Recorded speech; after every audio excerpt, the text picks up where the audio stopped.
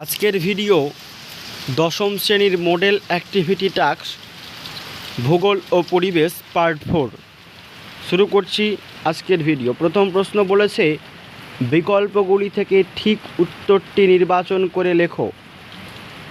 বলেছে অবরোহণ প্রক্রিয়ায় সৃষ্ট একটি ভূমিরূপ হলো, এর উত্তর হবে গ গিরিখাত। পরের প্রশ্ন হিমবাহ ও পর্বতগাত্রের মধ্যে সৃষ্ট সংকীর্ণ ফাঁক হলো, উত্তর হচ্ছে বার্কশ্রুণ্ড। পরের প্রশ্ন ঠিক জোড়াটি নির্বাচন করো। এটা হবে খ পুদুচেরি কেন্দ্রশাসিত অঞ্চল। পরের প্রশ্ন 2-1 বায়ুর অপসারণ প্রক্রিয়ায় বালি ও পলিকণা এক স্থান থেকে অন্য স্থানে অপসারিত হয়। 2-2 দুন উপত্যকা পীরপাঞ্জাল ও উচ্চ হিমালয় পর্বতশ্রেণী দ্বারা বেষ্টিত। 2-3 উত্তর পূর্ব মৌসুমী বায়ুর প্রভাবে ভারতের শীতকাল প্রায় শুষ্ক প্রকৃতির হয়। তারপর বলেছে সংক্ষিপ্ত উত্তর দাও। 3 পলল ব্যঞ্জনী কেন পর্বতের পাদদেশে সৃষ্টি হয়? প্রথমে আমরা এর সংজ্ঞা দিব। মধ্য গতিতে নদীবাহিত পলি, বালি, কাদা প্রভৃতির সঞ্চয়ে যে হাত পাখার ন্যায় ভূমিরূপ সৃষ্টি করে তাকে পলল ব্যঞ্জনী বলে। পর্বতের পাদদেশে পলল ব্যঞ্জনী সৃষ্টির 3টি কারণ আছে। আরও রয়েছে 3টি কারণ তোমরা দিবে। পার্বত্য অঞ্চল পার হয়ে নদী যখন সমভূমি নেমে আসে তখন ভূমির ঢাল হঠাৎ কমে যাওয়ায় নদীর বহন ক্ষমতা ও স্রোতবেগ দুই হঠাৎ কমে যায়। 2 পর্বতের পাদদেশে নদীবাহিত পলি, কাঁকর, নুড়ি, বালি প্রভৃতি জমে 3 কোণা ভূমিভাগ বা পলল শঙ্কু গঠন করে। 3 পলল শঙ্কুর ওপর দিয়ে নদী বিভিন্ন খাতে প্রবাহিত হলে পলল শঙ্কু অর্ধ গোলাকার আকৃতিতে ভাগ হয়ে পলল ব্যঞ্জনী গঠন করে। এবার 3-B কী বলেছে? ধাপ চাষ, ফালি চাষ ও সমোন্নতি রেখা বরাবর চাষের মাধ্যমে কিভাবে ক্ষয় প্রতিরোধ করা সম্ভব?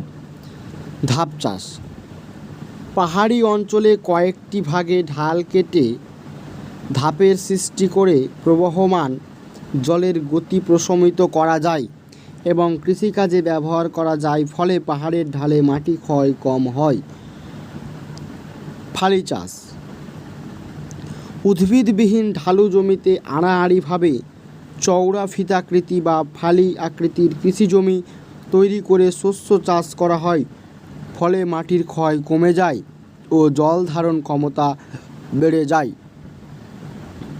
সমোন্নতি শস্যায়ন শস্য চাষের জন্য মালভূমি বা পার্বত্য অঞ্চলে ঢালু জমিতে সমোন্নতি রেখা বরাবর আল ও নালা তৈরি করা হয়, ফলে শুষ্ক অঞ্চলে বৃষ্টির জল আলে বাধা পেয়ে মৃত্তিকায় প্রবেশ করে এবং বেশি বৃষ্টিপাতযুক্ত অঞ্চলে অতিরিক্ত জল নালার মাধ্যমে বাইরে বেরিয়ে যায়। এবার গ্রাবরেখা অর্থ মোরেন বা গ্রাবরেখা একটি প্রাচীন ফরাসি শব্দ যার অর্থ মাটি ও প্রস্তর দ্বারা গঠিত তীর। এর সংজ্ঞা উচ্চ পার্বত্য অঞ্চলে হিমবাহের ক্ষয়জাত পদার্থগুলির হিমবাহের সঙ্গে বাহিত হয়ে উপত্যকার বিভিন্ন অংশে সঞ্চিত হয়, এরূপ সঞ্চয়কে গ্রাবরেখা বলে।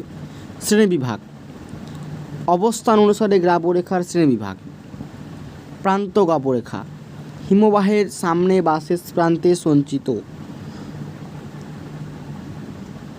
গ্রাবরেখা।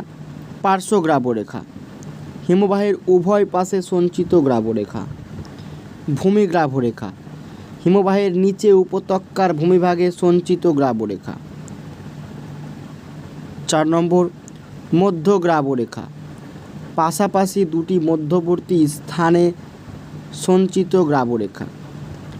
হিমাবদ্ধ গ্রাবরেখা, হিমবাহের ফাটলের মধ্যে সঞ্চিত গ্রাবরেখা। হিমতল গ্রাবরেখা, পর্বতগাত্র ও হিমবাহের ফাটলের মধ্য দিয়ে প্রস্তরখণ্ড ও হিমবাহের তলায় পৌঁছলে তাকে হিমতল গ্রাবরেখা বলে। এবার বি, আকৃতি ও প্রকৃতি অনুসারে গ্রাবরেখার শ্রেণীবিভাগ। বলয়ধর্মী গ্রাবরেখা, হিমবাহের প্রান্তভাগে বলয়ের আকারে সঞ্চিত গ্রাবরেখাকে বলয়ধর্মী গ্রাবরেখা বলে। অবিন্যস্ত গ্রাবরেখা, হিমবাহের প্রান্তভাগে ইতস্তত বিক্ষিপ্তভাবে সঞ্চিত গ্রাবরেখাকে অবিন্যস্ত গ্রাবরেখা বলে।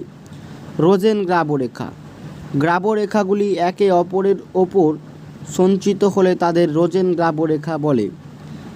স্থরায়িত সামুদ্রিক গ্রাবরেখা, উপকূল অঞ্চলে হিমবাহ প্রসারিত হলে সমুদ্রের তলদেশে স্তরে স্তরে গ্রাবরেখা সঞ্চিত হয়, তাকে স্তরায়িত সামুদ্রিক গ্রাবরেখা বলে।